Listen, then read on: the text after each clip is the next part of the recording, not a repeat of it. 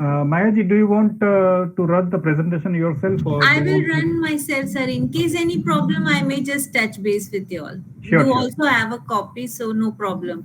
In Yes. case if we have any issue, Yeah, otherwise I sure. will run it. Yeah. Okay, great. How many organizations have come in, sir? Uh, PMA generally does all the exchange of knowledge, experience, and ideas of sound management principles.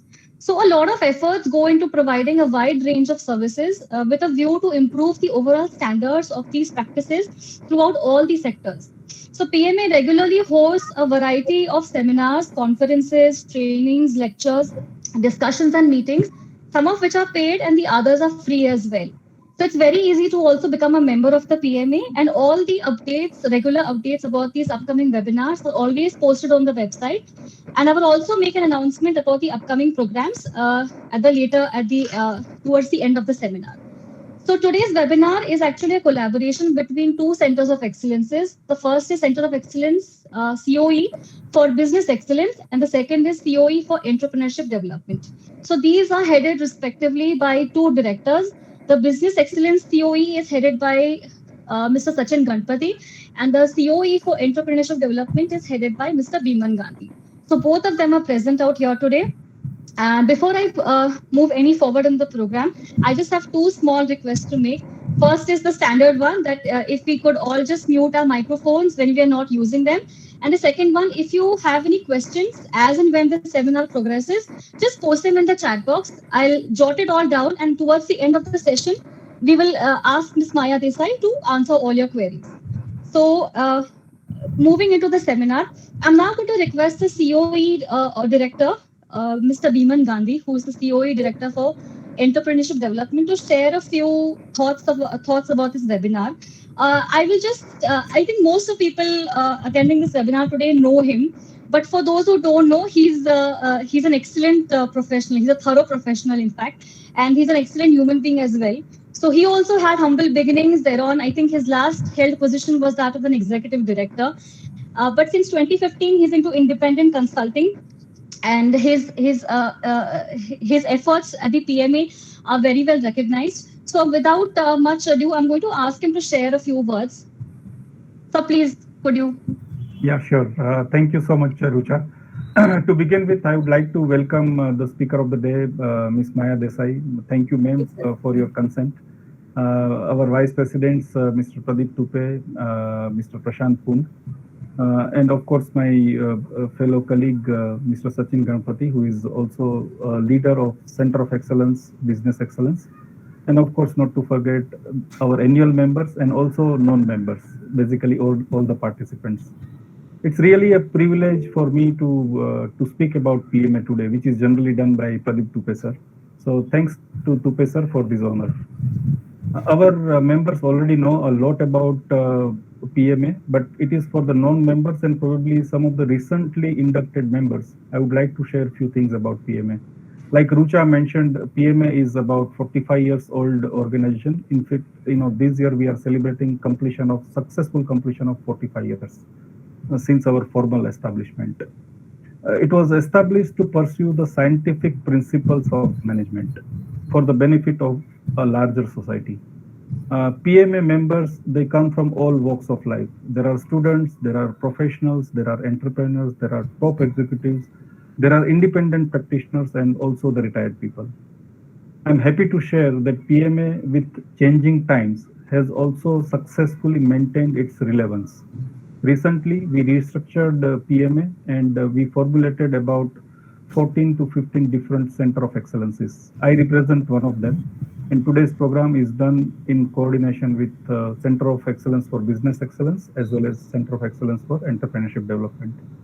Each COE, we call it vertical or we call it Center of Excellences, have its own vision and mission, which pretty much aligns with overarching vision of PMA. The set of activities that we do or undertake under each of the COEs are in many different forms. They are in the form of trainings, webinars, workshops, panel discussions. We also intend to have a lot of resources to be developed going forward, and we also intend to provide specific services, and we keep receiving requests from the society. So we are going to deliver those services also. Soon we are also going to start the publication in form of newsletter. So we'll keep you updated on that. We believe in collaborations. We have collaborated with a number of organizations. I will take names of few of them and I might miss out, I'm sure, some of them. We are collaborating with Pdpc, which is Pune Divisional Productivity Council, HR Hopes, HR Divine Forum, Laghu Udyog Bharati, Seva Vardhini, BYST, Ami Udyogini, and the list is very long. Like I talked about collaborations, so we have also entered into a lot of MOUs with different organizations with different objectives. Recently, we have signed an MOU with WITTI, which is going to do a lot of work in the area of R&D in the artificial intelligence. We have signed an MOU with Bharatiya Vikas Parishad for employment exchange. We have signed up an MOU with PCCOE, Pimpri Chinchwad College of Engineering, which is going to work. We are going to work together on the incubation center. And we have very recently, signed an MOU with Becanology, which is going to provide, a lot of upskilling opportunity for the people who are interested in bakery industry. So like this, we are not just working independently or in an isolation. We work in a collaborative fashion, and we get a lot of support from our members. Like I said in the beginning of the program, when we were informally chatting, we are an organization of Karyakartas. So those who are non-members and who are fascinated with the activities that we do with PMA, I invite all of them to be a part of PMA. Thank you very much. And back to you, over to you, Rucha. Yes, thank you, sir. Thank you so much. Moving on, as Biman sir rightly suggested, we also have our representative from Pdpc, Dr. Keskar.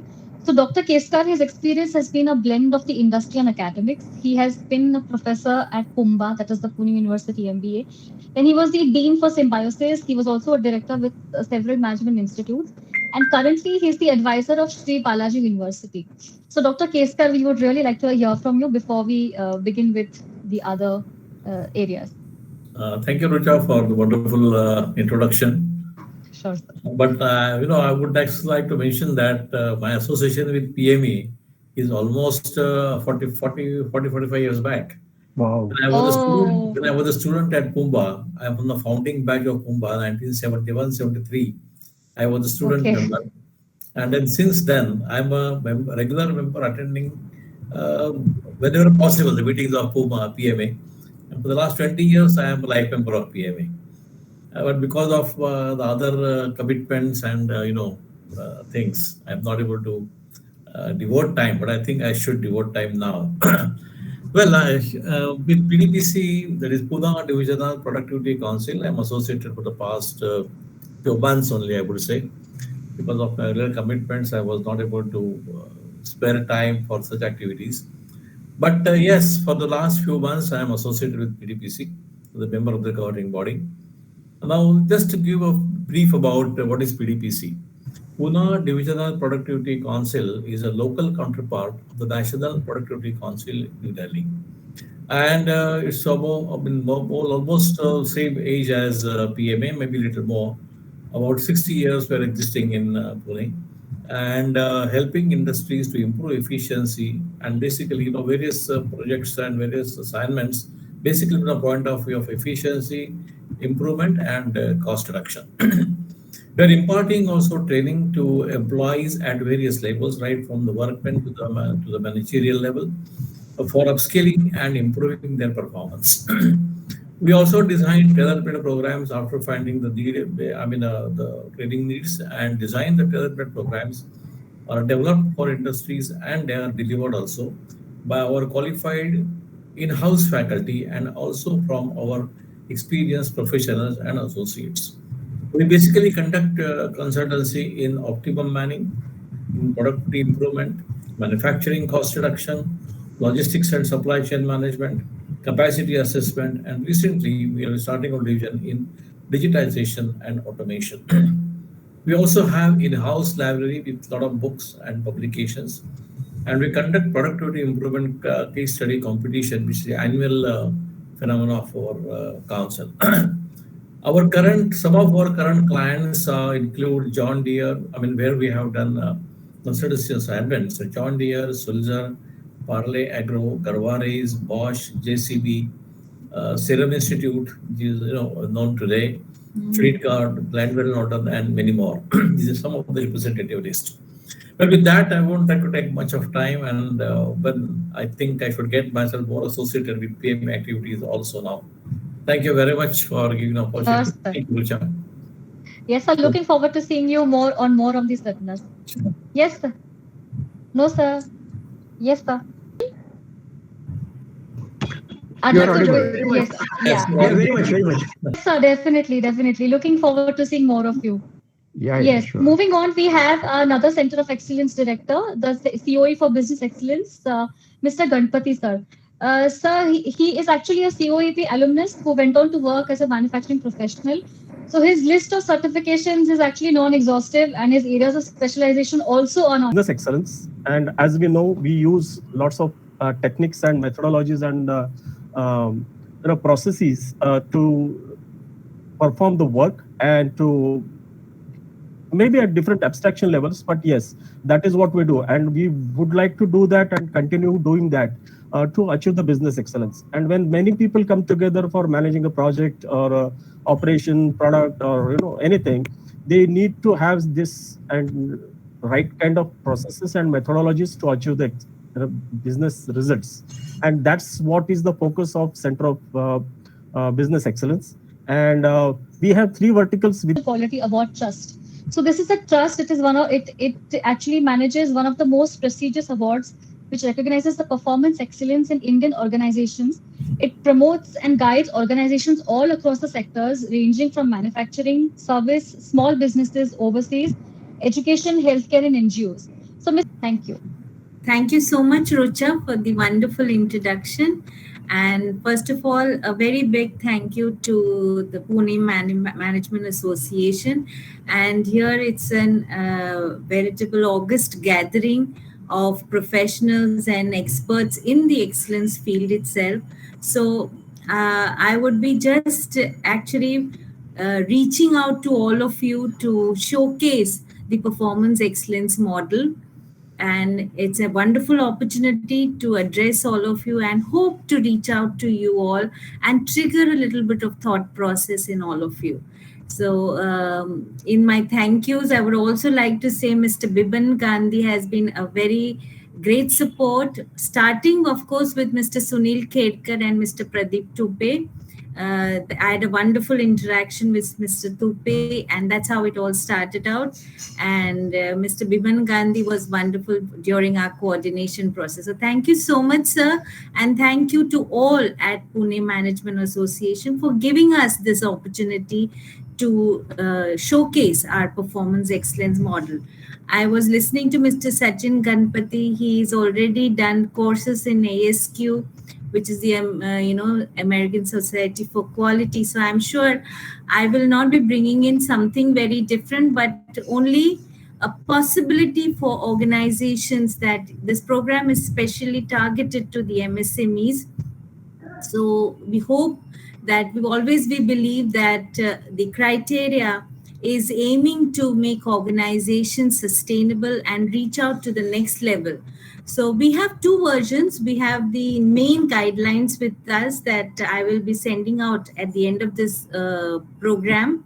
There is also one, if those organizations would finally take up the journey, there is a smaller criteria booklet also for the small business. So not to worry, this is nothing that, we expect something, at a very big level initially. So let's all just think about how to reflect on our businesses and have a structured approach, because this performance excellence model we have based on the Malcolm Baldrige performance excellence model. But over the years, earlier it used to be a verbatim reproduction, but now because we have our very, I would say, one of the renowned quality gurus of India, Mr. Suresh Lulla. He is one of our founder members and a quality expert. So he has always guided us, and he's brought in some few changes in the criteria over the years, which is very specific to the Indian scenario.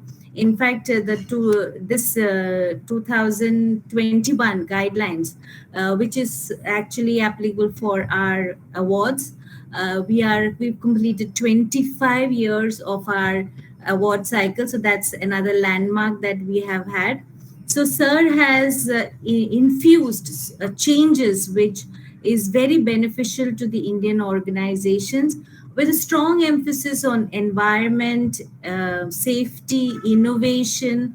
So all of those elements are holding prime spot in the criteria booklet. So when you have the time later on to go through in detail, please reflect on those requirements. So this is a self-assessment tool for organizations. Simple English, so no big high funda stuffs at all. Simple explanations are also there in the booklet in terms of key terms and all for the specific words which are essential to the criteria. So this is a little introduction into what the excellence is all about, performance excellence model. And I hope to reach out to all of you and convince you all to take on this journey and at least adopt it in your own organization, so that you grow into a much bigger organization at the end of the day. So all of you all, and thank you so much for your participation. So we begin with this introduction on the performance excellence model, mainly targeting to the MSME sector, but it is like my seniors have always said, the excellence model is also for individuals to develop their own path towards improvement. So it applies to all sectors, it is generic and reaches out to an individual level also. So thank you, the Pune Management Association, for this wonderful opportunity. So today's program is basically introducing you to the performance excellence model. I'm sure many of you, with your very strong connect with the Pune Management Association, must be already introduced to the excellence initiatives in various forms, models and tools and all of that. So I'm sure you are already introduced to these concepts. However, the IMC RBNQA model is a self-assessment tool. And if you go through those pages of the criteria booklet, it will definitely motivate you to understand your organization better and see where are the gaps in the certain requirements that the criteria suggests. It's not a prescriptive model. It is more focusing on a system-oriented approach. So therefore, it helps you to think a lot and self-assess your own organization. So the model also has certain elements which facilitates easy reading. So we have some glossary of certain key terms, which in our normal parlance, we will think that, it means differently.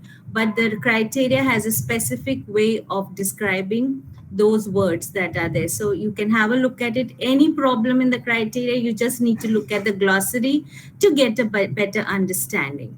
Then we also move on to the core values and concepts.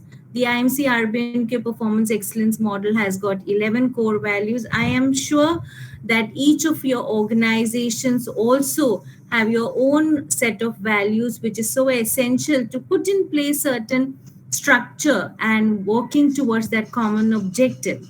So each of us have worked out certain values for our own organization, and the 11 core values, some way or the other, gets linked and reflected in appropriately. I wanted to just say, in case if I ask a question, would people be ready to interact? Yes, absolutely. Okay, yes, we could do that. Yeah, it is, because then that makes it much more interesting and we get a better perspective in terms of our own organization also. So maybe some questions I may throw open to the audience. I would request if you can support in terms of your responses. Yeah, okay. So we also move on to something called the organization profile, which is the context of the organization that is essential to start off an understanding of the organization that is coming together for this performance excellence model. And the scoring system and criteria is deep diving much more, in depth. And that's, if we have the time, we'll go into it. It only gives you an understanding how to position your organization in terms of the scoring bands. So our performance excellence framework. Now, I would want to introduce the Ramkrishna Bajaj performance excellence model. As I said, it is a system-oriented approach that is more important focus. We are looking at your outcomes, results. The processes are there. That's how you do it. A lot of questions get asked on what do you do and how is it that you're carrying out that process. But at the end of the day, the results are primarily important because the results show that your process was right, So the outcome focused approach is very critical in the RBNQA model. So we have systems-based and a results-oriented approach. And we look at an organization holistically. So it's not that a certain vertical is specifically targeted, be it a leadership or a customer focus or an operations focus. We look at the entire gamut of the organization because you need each of those spaces appropriately: workforce, operations, leadership. We look at the strategy. That's where we understand how the workings get deployed down the line. And then, of course, knowledge management, which is very important, everything culminating in results. So results is hugely important in this framework. From a 1,000-mark model, we dedicate around 450 marks for the results area. So that's the importance of results, because unless you have outcomes, you would not know whether your process is going in the right direction. A lot of reviews are focused upon in this excellence journey. The model, like I mentioned, we call it the burger diagram. It's a very sweet kind of approach. And we have 6 processes. As you see on the top is the organization profile that I spoke about, the context. Some of you may have done the ISO processes that is ongoing in your organization. So we speak about the context of the organization. So the organization profile is that, which is actually highlighting what are your assets, what is your workforce, what are the rules and regulations, and your customers, the workforce composition. Everything is showcased in that organization profile. In fact, that's a great exercise. If I could do a small exercise with you all, it would have been great. The organization profile actually sums up what is the organization all about, what are the key factors that is driving or impacting the working of the organization. So we start off with that, and that has touching upon the organizational situation and the environment of the organization. Your competitive scenario, everything is showcased. What are your supplier relationships? So all of them are traced in this organization profile, which is encompassing the top of the diagram. And if you come down, you see on the left-hand side, there is the leadership triad. So we have the leadership focusing through the strategy and customer focus. As you see, there are 2-way arrows, which is moving ahead and bringing back whatever learnings back to the leadership triad. So on the right-hand side, we can see the workforce operations focus culminating in results. So the leadership triad deploys everything through the workforce and the operations focus, and the outcomes are facilitated in the results section. At the bottom, we see the measurement, analysis, and knowledge management. We call it the CPU of the model, because everything information on the organization for future workings after analysis appropriately is reflected in criteria 4. So we call it various criteria. There are 6 criteria which is dedicated to the process, and there is a results criteria which has got 5 criterion parts. covering everything, right from your product and process outcomes, you have your customer focused outcomes, you have your workforce focused outcomes. So everything is measured. Unless you measure, I'm sure everybody knows that unless you measure and quantify, you are not able to get the proper levels of performance for your organization. So as we have mentioned in the beginning, this is all about performance excellence. So when organizations journey towards bringing in excellence to the organization. So as I mentioned, core values. Can someone tell me what are core values as per your understanding? And if few of you have got some the core values in your organization, can you please elaborate? Is there anybody? I cannot see also. If Can not, I? yeah. If anybody wants to volunteer, it would be interesting to just share. Yeah. To me, values are something that you never ever compromise with, something that you will never ever give up at any cost. Okay. Everything that falls in this criteria are your values. Okay. And that goes true for organization also. So, sir, do you have listed out any values in your organization which is intrinsic to your organization? Yes, absolutely. Okay. So it helps build your principles, and actually in this criteria we have compiled a lot of beliefs and behaviors that we see in global organizations, and the core values are within the criteria weaved in very beautifully. So when you read across the criteria, these 11 core values get reflected in some way or the other, and that actually enhances the character of the model. Now there are 11 core values, as I said. It starts off with systems perspective. Moving on to visionary leadership, we have customer focused excellence, valuing people, organizational learning and agility, focus on success and sustainability, managing for innovation, management by fact, societal contributions and community health, ethics and transparency. This, in fact, is a new core value added to the criteria that shows the importance that is there right now in terms of your governance structure and all of that, and ultimately delivering the value and results. So these 11 core values you can see later on when you're reading, cutting across the criteria, 6 process related criteria and the results. When we begin with the systems perspective, the systems perspective is definitely you are helping build your organization systems and procedures.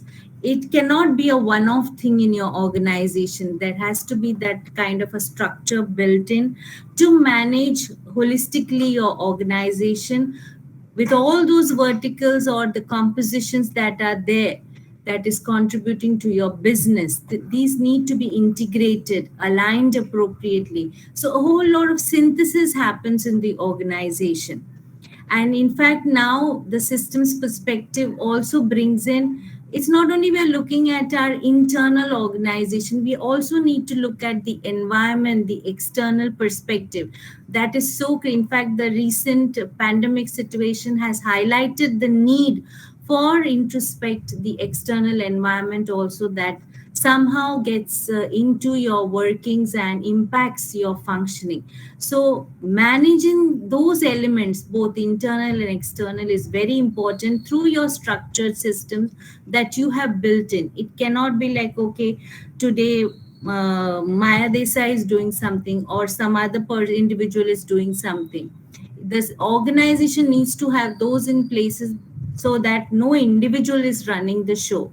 The organization can function because the structures are in place. So some of the main things that gets highlighted here is your alignment and your integration through your work system. So this core value is very critical with the fusion of the external perspective, your supplier relationship, everything comes in this core value. So bringing together, so whether it is you are an MSME also, I don't think so that can be discounted, because we get a lot of feedback from organizations who are in the small scale sector. For us, the small business participation is organizations with less than 100 crore turnover. It used to be earlier with less than 200 number of people in the organization, but we realized now with the lean framework that's happening, organizations with just a few number of people also can be working as a large organization. So therefore we changed the participation category to less than 100 crore turnover.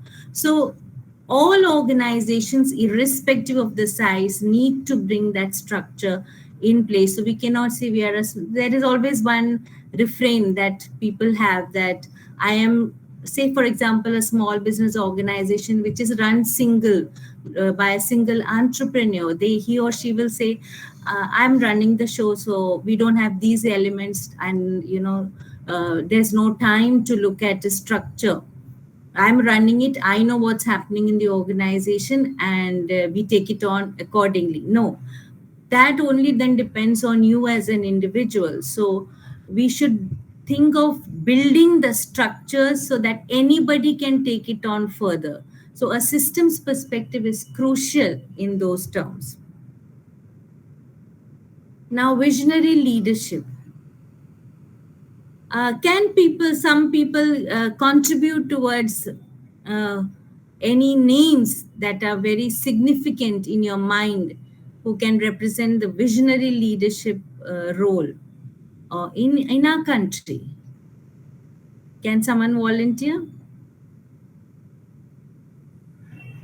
Mr. Ratan Tata. Great. Anybody else?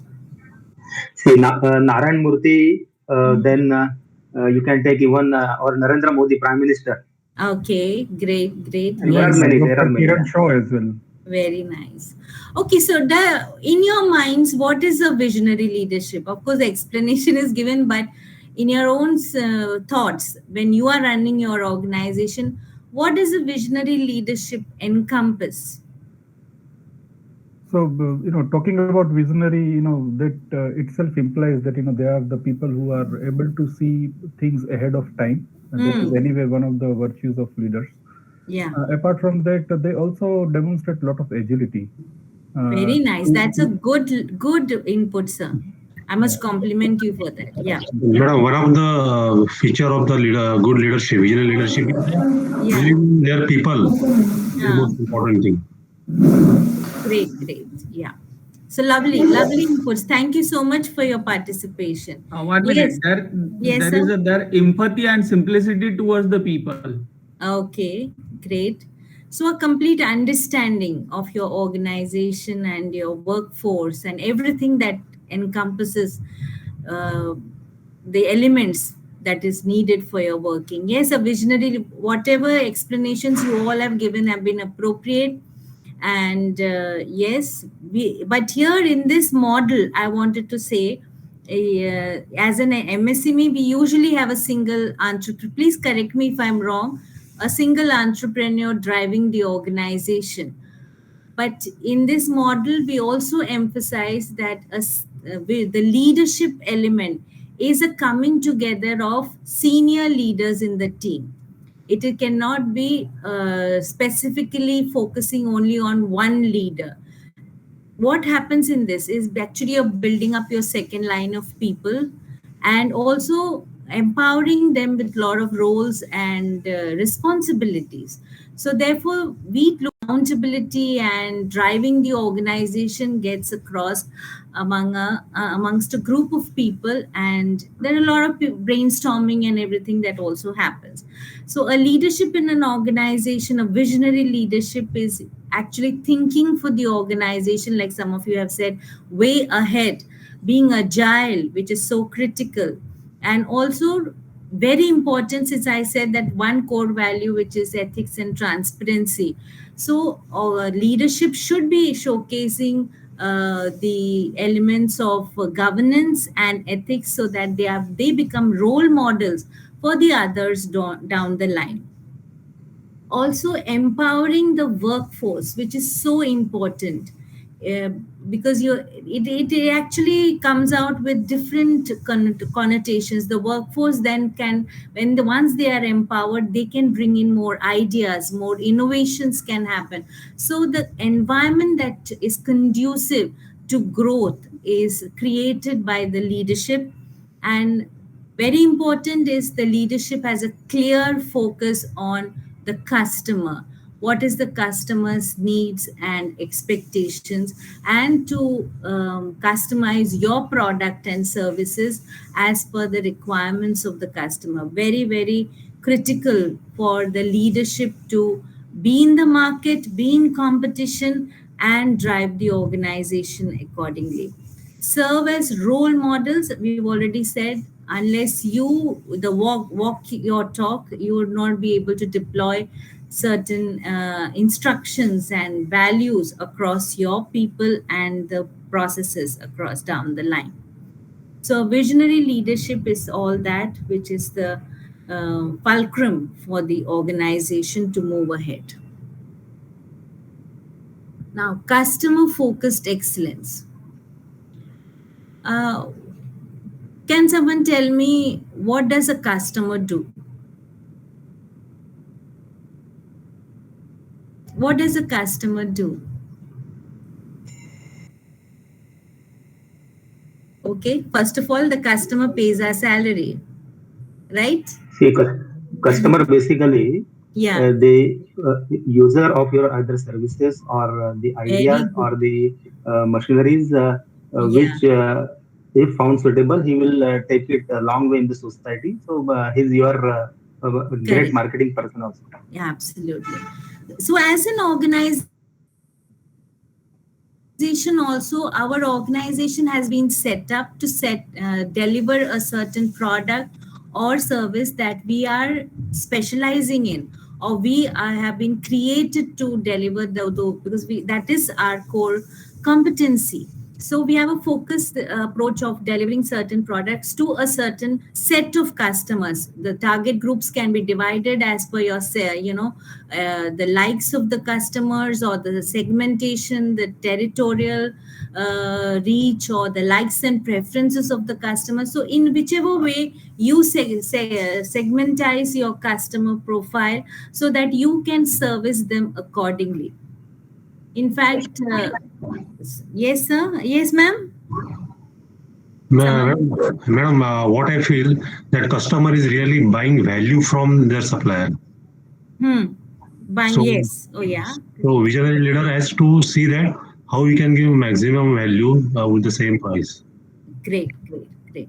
So continuous, innovations and being agile, then also engaging the people with you, so that the loyalty factor continues with the customers that are with you, and for the future potential customers also. In fact, the customer segmentation happens also with two areas are there critical: current and future customers. So as an organization, we need to focus on both aspects: potential customers as well as your current customers. So unless we do that, working towards a sustainable organization becomes a little difficult.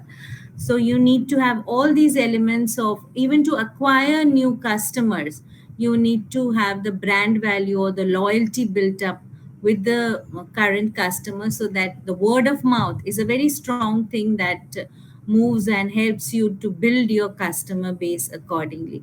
Another very important customer that we tend to, but of course nowadays the focus is there, is the environment, or your mother earth, or the planet earth. And in fact, in the criteria, we are focusing very strongly also on the results of what is the impact the environment on the environment with the outcomes of your workings or your creation of products or services. Does it impact you, the environment? So that's something that we need to focus a lot. So we have to treat the planet earth also as one of our customers, apart from the other regular customers that we have. So we are in the RBNQA, we have a strong focus on the environment, and we expect organizations to work towards that.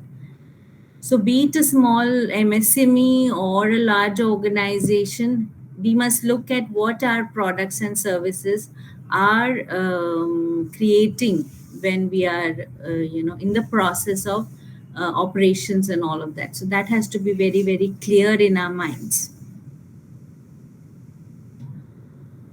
The next value is the valuing people, very important. That is for the workforce, not only the workforce, any stakeholder that is associated with your organization and who's going to get impacted with your interactions and services and all of that. We need to consider them when we are looking at the gamut of giving or engaging people with the organization. We have to understand how are they satisfied, whether we are nurturing the bonding between the stakeholder and the organization. So, and also the diversity, which is a factor there in organizations, be it, there could be physical diversity, language diversity, gender diversity, all of that in terms of the different stakeholders that is associated. It could be a long-term association or a immediate partnership with the organization. So all those people, so it is not only the workforce that we have to take care of. Workforce, of course, is very critical, but we need to also look at others who get impacted with our interactions and services, and the leadership needs to focus strongly on what is the best way to enhance the association of people with our organization. How are we engaging them? Can anybody tell me what is the meaning of, there's a term called workforce engagement in an organization. Can anybody tell me what could be the meaning of that? My view is that Yes, sir. every employee in the organization must be linked through the ultimate objective of the organization. Yes. So organization objective has to be broken down so that last employee should have his objective, which ultimately achieves the organization's objective. That is called the engagement. Yes, very And, nice. and then for Yeah. that to, sorry, Yes. for that to happen, I think it is responsibility of the leaders to establish a clear line of sight between individual contribution to overarching vision and objectives of an organization. Yeah, correct. Very That's where the engagement comes in place. Yes. And getting them involved with, like you said, your ultimate goal of your offerings to the customers, so that everybody is on the same page. And engagement could be in very many ways, either keeping them appropriately occupied with the right kind of work environment, right kind of the workings, profiles for the people to reach out to their organization, and keeping them interested. They need to have the drive that next day morning I need to go to office. So I have got a determination. I'm so motivated to be part of my organization. So that's what valuing people is. You have to give the entire gamut of experiences, which is positive, encouraging, motivating, and helping them to realize that they need to work towards the common goal of achieving the objectives that's been chalked out by the leadership team. So yeah, great. Thank you for your contributions, sir. Now, learning, organizational learning and agility is another core value. What could be the learning in an organization? Anybody can contribute?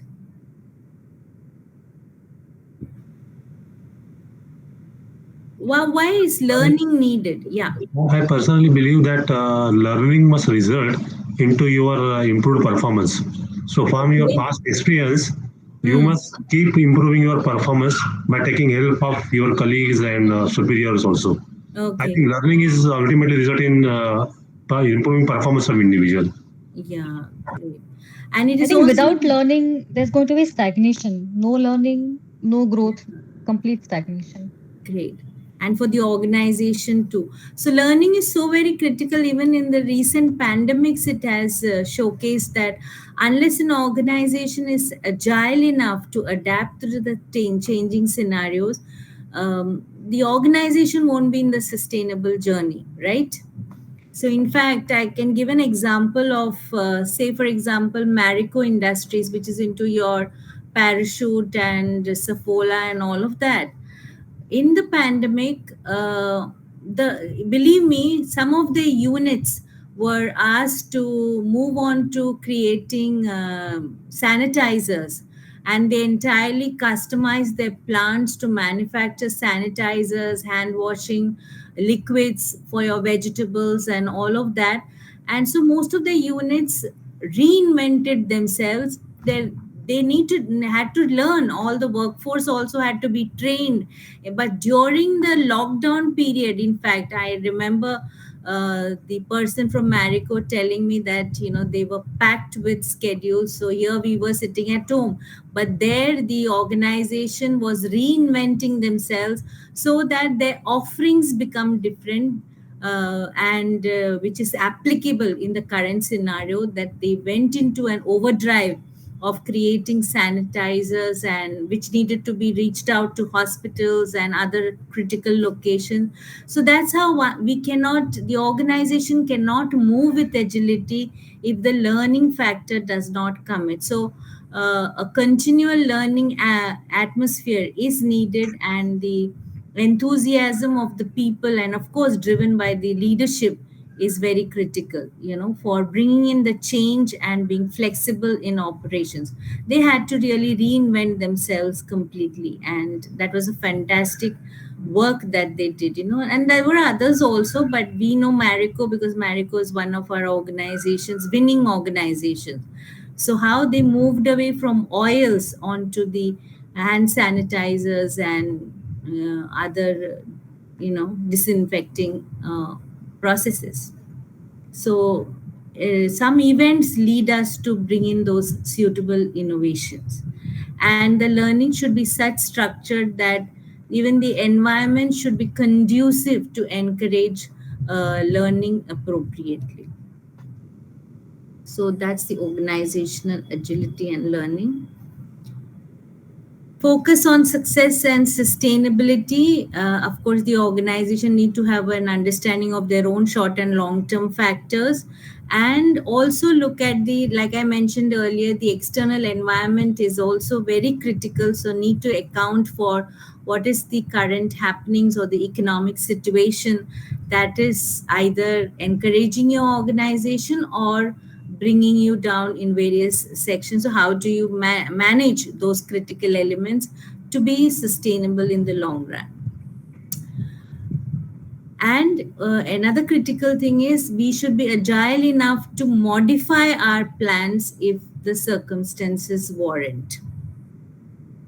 So we need to be able to manage those risks and appropriately take our organization forward. So this success and sustainability has many factors of innovation, societal responsibilities and concerns, everything weaved into, because you need all these factors. What is your outcome towards your society and the environment, and how are you adapting yourself to the changing scenarios? All these become very critical for you to establish your organization's success and sustainability. Okay. Now, managing for innovation. Can someone tell what is innovation and what is continuous improvement? I'm sure all of you know about it, so I don't need to. Can someone throw light on this? Your understanding of innovation and continuous improvement. Continuous improvement is basically something which is already existing and you are bettering it, you are improving further on. Mm-hmm. And innovation is sort of out of blue, something is not existing, but you are longing for it. Absolutely, yeah. Right. A breakthrough kind of yes. Yeah. And out of the box thinking. Yeah. And it's very good, sir. Thank you so much. So innovation earlier used to be restricted to only the research and development department, traditionally.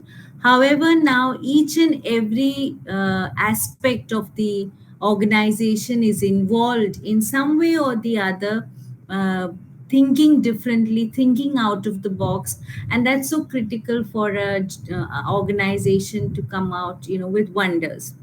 I'll give an example of how we need to manage innovation in an organization and encourage people in the organization to come out with their best. In fact, Toyota had a system wherein, and you need to bring that. I'm sure many of you all must have learned about ideas that are generated in an organization, and they have competitions and all of that, or you have a platform wherein it is hosted so that others can see your thought process, and at the end of the month, great ideas are rewarded, which is going to, at the end of the day, bring in the ROI appropriately for an organization. But managing for the innovation or creating a culture of innovation is also, or encouraging your workforce is very important for an organization. Otherwise, like someone said, it will only be there stagnant and not moving forward. So there was this organization wherein at the shop floor, there was a problem with a particular machine. And they had brought in foreign technicians and everything, and trying to repair it, and it used to just function for some time but not on a long term. And so this problem persisted, and they were managing the entire thing. Now there was a change in the top leadership in the organization, and the CEO came down for a walk on the shop floor, and he was just having a conversation with all the workforce and asking them whatever their problems were, or what is the environment and anything. So someone pointed out that this particular machine is facing such problem off and on, and however everybody has tried to repair it. We had people from overseas coming in and looking at it also, and it was not working properly. So then he just gave a question. He said, ask the person who was working in that machine, near the machine, that do you have any thoughts on how we can rectify this? So that person immediately suggested some corrective action, and that machine, the CEO said, let's action this, or whatever this person is saying. And the very next, by evening, it got corrected and the machine was working fantastically. So he just asked the workman that, why didn't you say this all these months or years or whatever time it took? So he said a very simple line, that nobody asked me.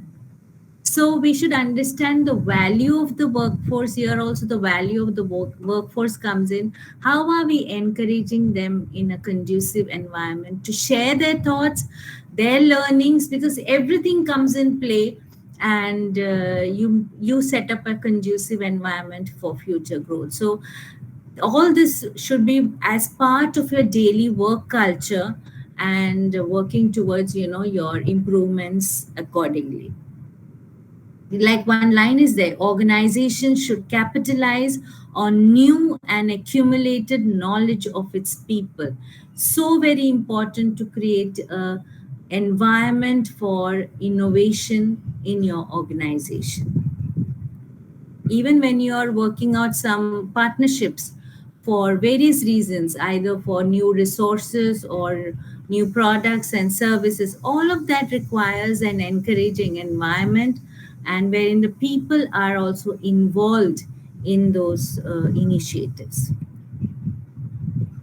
Now, management by fact is, I mean, everybody knows that now it's a fact-driven organization that sustains itself. You cannot have, for an outcome also, effective outcome, it is based on the data that is collected on a daily basis. Then that, in fact, everybody has a system of sending the data on an MIS to their leadership for the first thing in the morning. and the leadership takes on decisions sometimes on a day, every morning the decisions happen as per the information or data presented to the leadership. And across the line also, for anything, even if you are doing a research or innovation, for example, everything is based on hardcore data, and that you analyze and you move forward accordingly. So, and we need to know what we are measuring, and measuring measurements. So that's why this is in fact part of that criteria for knowledge management. We need to know appropriately what needs to be measured so that we can reach towards our end objectives and goals, and what is our needs for the business to be run appropriately. So even your market segmentation that you do, product segmentation that you do, everything is based on the facts that come in every day, and you need to categorize it accordingly, appropriately, and then review it, and then you use it as an appropriate information for further analysis and bringing it back to your systems that are already put in place. Societal contributions. What is the understanding of, because this is something that here also there is a fine line of a little bit of a difference, in understanding sometimes of a societal contribution. Can someone tell me what he or she thinks about societal contribution? It's simple. And I think most of the organizations would be having some kind of CSR initiative, or, working towards creating that effective societal contribution. It's the basic idea of giving back, I think. Okay, great. But how do we do it? In an organization, how do we do it?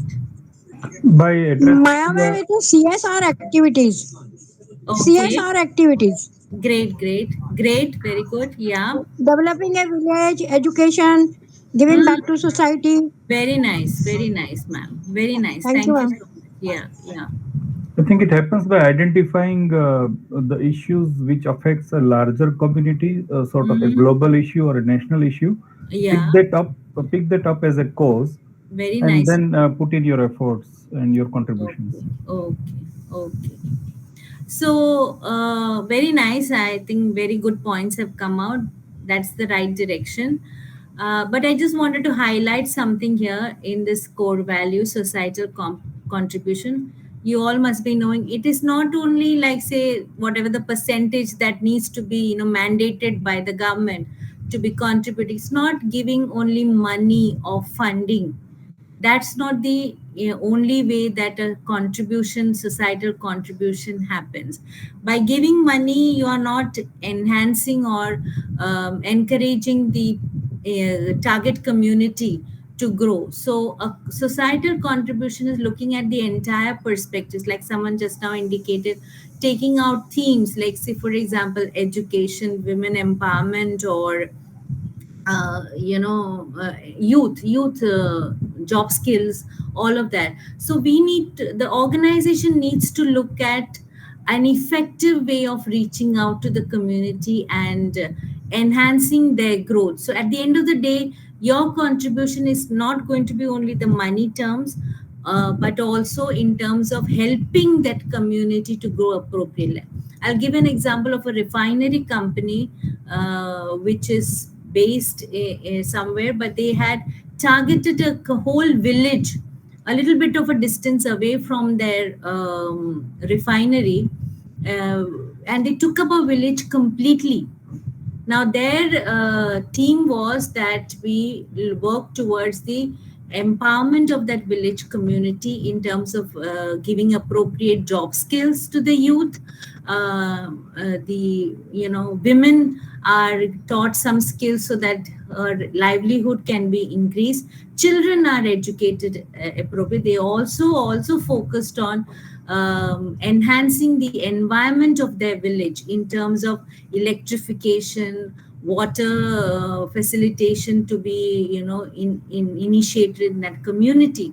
So it was a complete package of growth towards a particular village. So they adopted that village. So some organizations go into that extent, and we need to measure how effective our contribution to that society was in terms of how many people got improved in their livelihood. All of those need to be measured. It's not a one-off thing that we give 10,000 or 1 lakh or whatever amount and that's done with. No, we need to see that there's a sustained kind of support to the community to improve his or her own life and well-being, basically. And also for the community in terms of, like I said, water conservation and electrification, all of those things which actually gives them a better rural life gets improved. So that was one example of a refinery company taking up a village and enhancing. In fact, it's a very interesting thing. The adjoining village became very jealous of this particular village because their life was getting improved with this support of this company.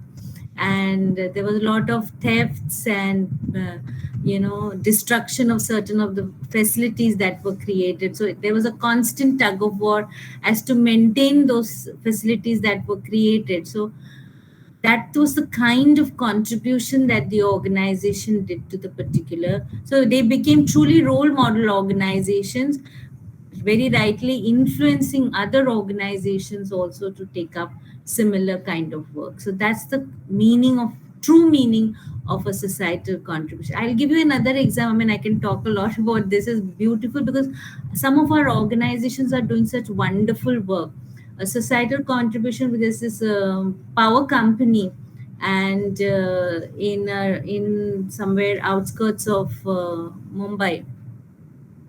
They why I said beautiful was the extent of involvement of the people of the organization was also beautiful. So they were working with the rural tribes of that particular area, just on the outskirts of their plant. And their workforce was also involved in terms of supporting the tribals. They would go for their, whatever education initiatives and some community festivals or giving the children books and all of that. So they were very much supportive of the company in those initiatives. But later on, this particular bonding of the community, people with the tribal community became so strong that the employees adopted the tribal community, some of the families, and made sure, okay, this particular child will be, their education will be supported by me. And so they built their own fund. So it was irrespective of the main organization. And I thought that was fantastic. It was a drive coming from the people of the organization. And that was highly appreciated, So I thought that I would bring to your attention. Ethics and transparency, very critical. We need to be adhering to all the principles and which is in line with the organization's values, and that has to be maintained. Many of the organizations have the ethical code of conduct and certain processes to deal with issues that come up, be it even a women related posh or anything that is dishonesty or fraud. All of those elements in an organization, there's a strong build-up of protecting their people and the organization against these digressions of ethics and governance. So very important in the core value structure for the organization. At the end of the day, this is a system-oriented approach. We need to, as an organization, work out our final objectives as per our strategy, make sure that we're meeting our customer requirement. And it is not only that, we are able to give value to each segment of our organization's impact, be it the workforce, your product process outcomes, definitely the financial outcomes. So all of these various stakeholders, your suppliers, everybody needs to be taken care of in your scheme of planning and execution of certain activities, and the results, appropriate results to meet those needs, have to be also seen to it that it gets deployed accordingly. So that's delivering value and results to each of your aspect of your organization. Okay. Any questions so far? Anybody wants to contribute in terms of their organization? Okay, so now we'll take up. We'll take up the questions towards the end of the session. Okay, no problem. I think you are left with about 7-8 slides, right? Yeah. Just doing a time check. Yeah. No, this I will be basically running through because this is there's a criteria which is there. I had wanted to share that also. There we have the criteria book. So here I had spoken about the organization profile. I will be sharing the criteria booklet with all of you. Please have a look at it. So the context of the organization, this particular area, since I have requested you to use it as also a self-assessment tool. So you need to review your own organization. In fact, all of you can start that exercise when you all finish with today's session.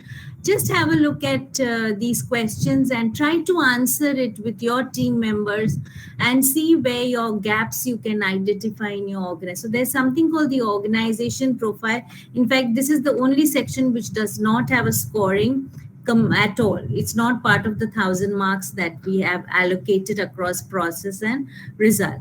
So it talks about how it is describing in terms of what are your workforce, what is your regulatory mechanisms, your products, services, your customers. Every aspect is asked for in this, and the situation, organizational situation, touches upon the competitive environment that you have, and in terms of your performance measurements that are there in place for bringing in improvements and all of that.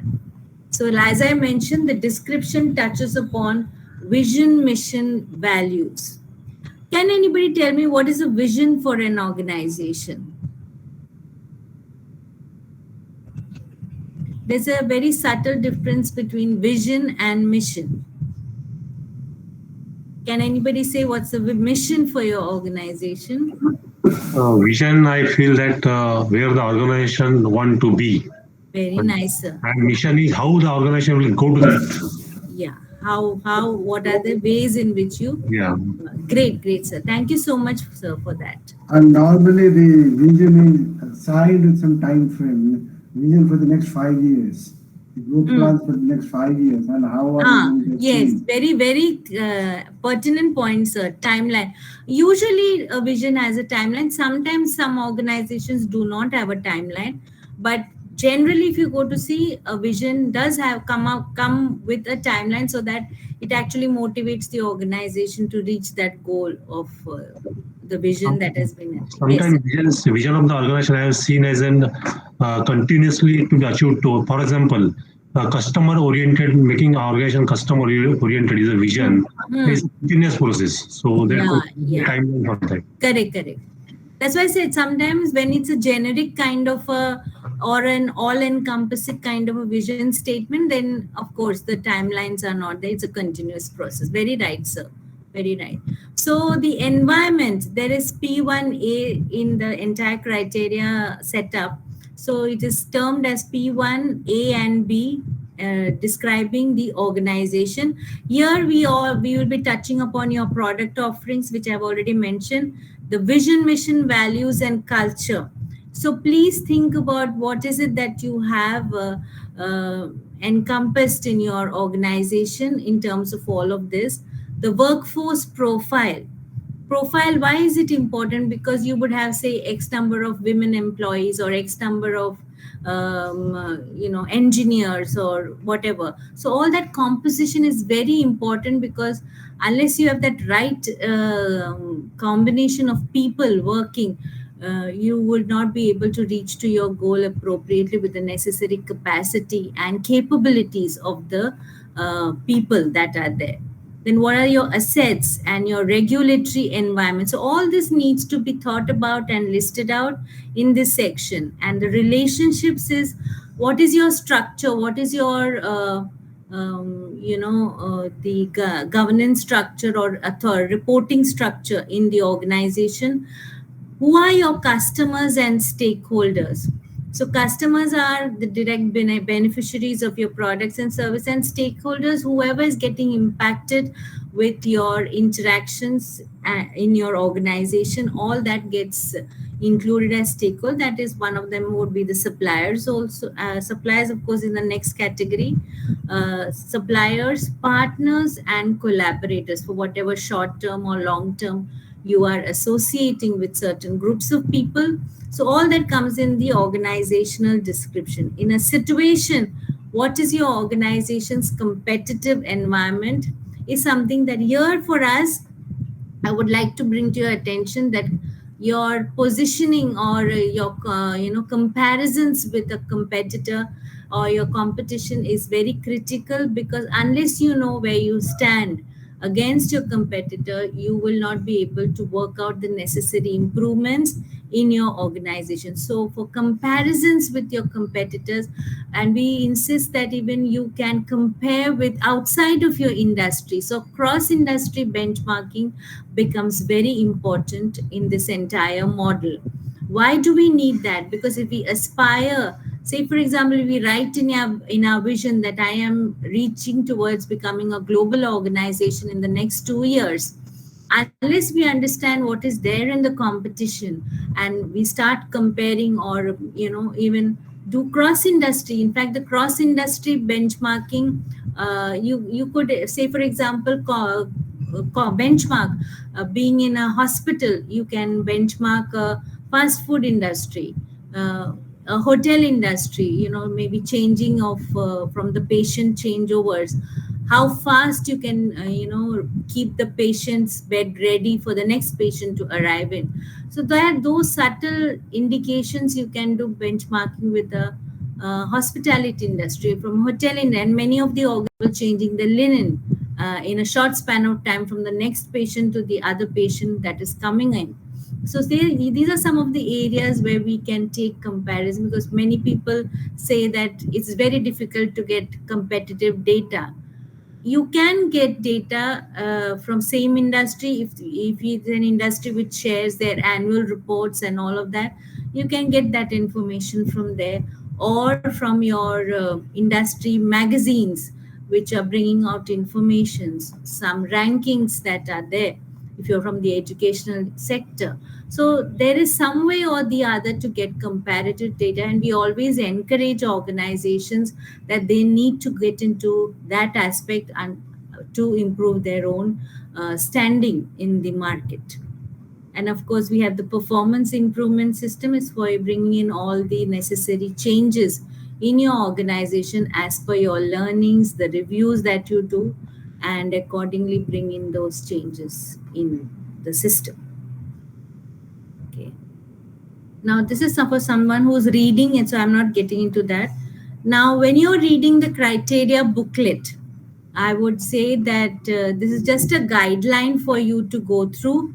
So we have a main question that is the basic question that is, say, for example, you can see customer expectations. How do you listen to your customers and determine products and services to meet their needs? So this is a question that is driving the entire item, criteria item that is there.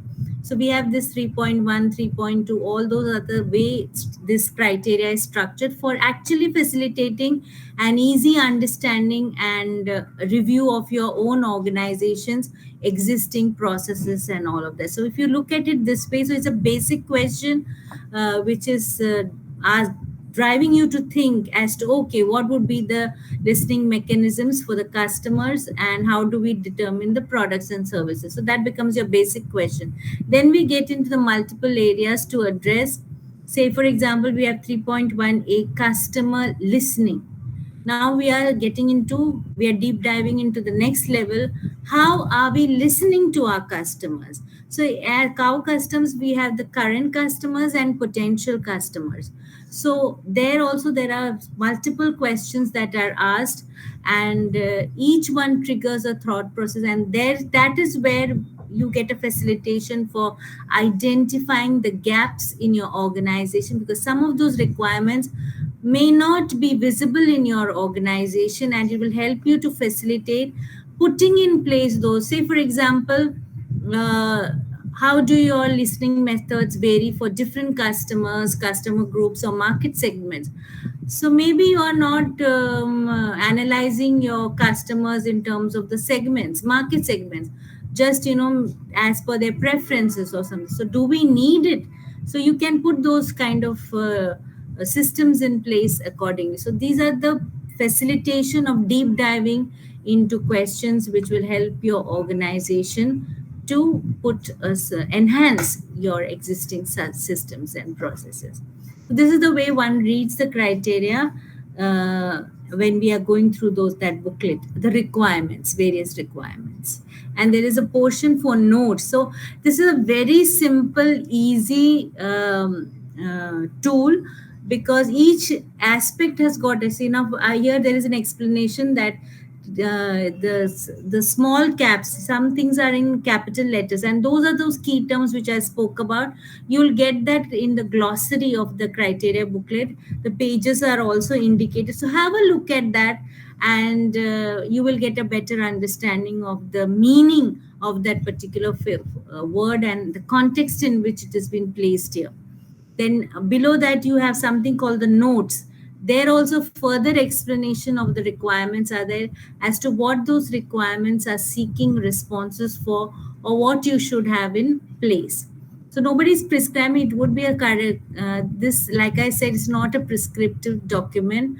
It is just a guideline and something that we are asking you, how do you do it? We just want to understand that there is no a particular way of doing things. So we want to understand how you do it, and then what are the outcomes that you have captured. So this is a simple way of looking at the criteria booklet, which will reach out to you better.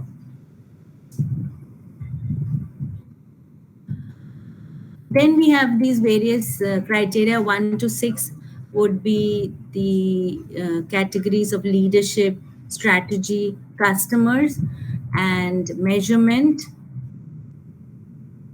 workforce, and operations, culminating in answers. Being absolutely factual, it undermines the importance of emotions, so which is human. So how do you guide an organizations and management to balance between factual and practical? Practical. Okay, that's also depending on the leadership, definitely. Yes, one cannot be emotional when we are running our organization, and it should be a balanced about understanding. First is empathy toward the employee or the workforce or the people, whichever stakeholder you're looking at. We have to understand that situation or the person, and instead of getting into a very passionate kind of a response. So look at it clinically vis-a-vis your organization, and then of course consider the empathetic factor too, so that you come to a appropriate just decision on whatever response you are having for your person, whoever's impacted. Yeah, I just would like to further Yes, ask my question. I mean, just substance here. Yes, of course, it started with balancing between fact and emotions. So you can't afford to be very emotional in an organization, and that's why I ended my question by asking, how do you balance between being factual and being practical, not really necessarily emotional? So how do you balance between being factual? Yeah, balance, that is what I meant. So practical would be, we have to look at the larger picture is our organization, what we want to achieve. Say, for example, if someone is a simple thing about here in this COVID times, for example, every month we were getting salary. Okay, that is being looking at all perspectives. Suppose the organization is not able to earn or does not have enough resources, maybe the organization is not able to give the salary. But when you balance it, when you know you have resources, and making sure that the people are not carried away with other things and requirements, but only restricting to the month. This is an example I thought I'll just say. Restricting to the monthly salary. So that's what an organization can do. That's a practical approach. Sometimes some organizations are not paying the salary to in this current pandemic. So we need to balance it as per the organization's capacity, as well as taking into consideration the people factor also appropriately, sir. Okay. Thank you so much. Yes. So I had a couple of questions. The first one being, how do you begin with the whole exercise of performance excellence? Is it a top-down approach? It is top-down, completely top-down. Because unless that leadership is driving it, it's very simple to motivate down the line the people to because this is quite exhaustive. Let me tell you, it is exhaustive with a reason.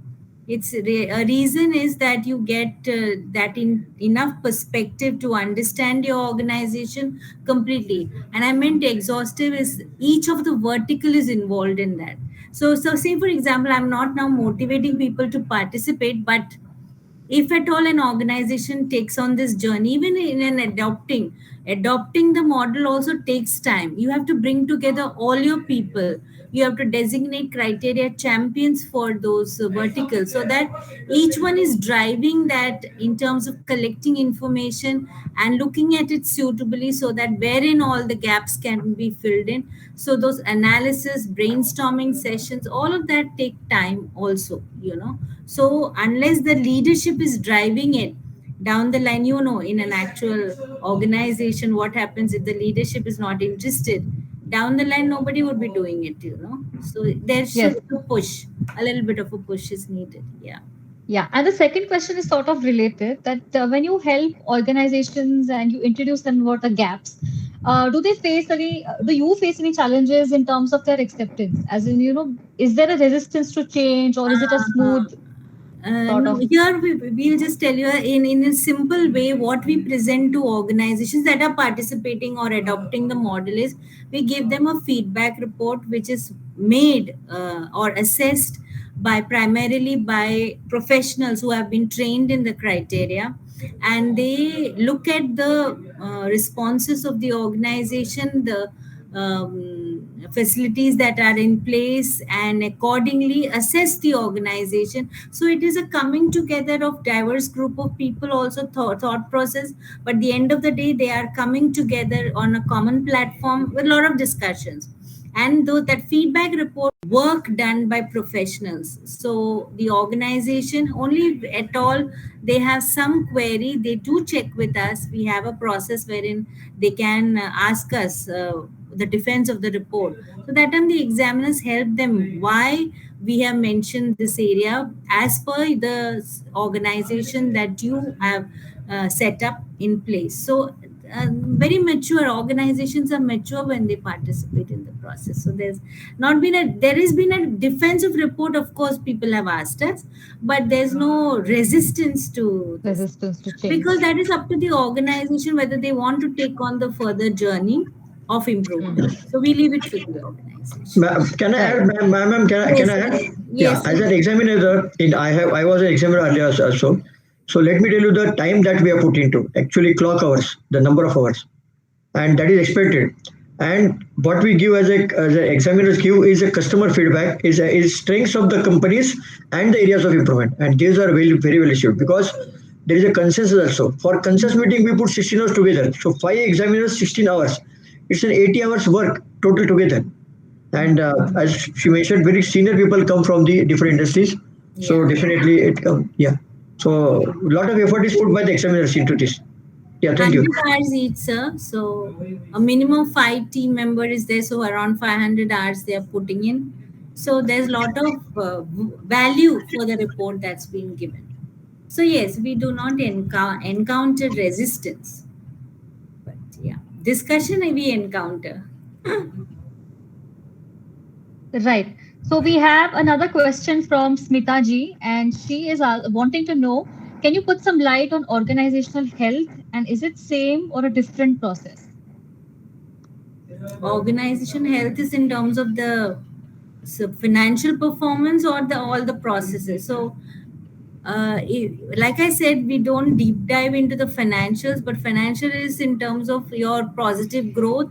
Accordingly, we score you, whether it's on the improvement path.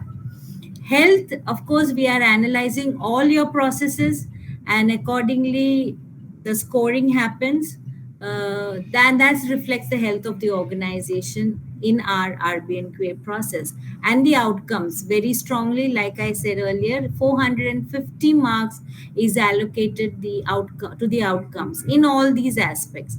So once we get that fair idea of, there is a growth chart also for the scorings, that I did not get into the details of the scoring, but we do have some bands in which the growth of the organization is chopped out appropriately. In the criteria it is there, so you'll have a look at it and see the various bands in which so a 50% growth, organizations which are in that 50% band is at a respectable juncture of their excellence journey.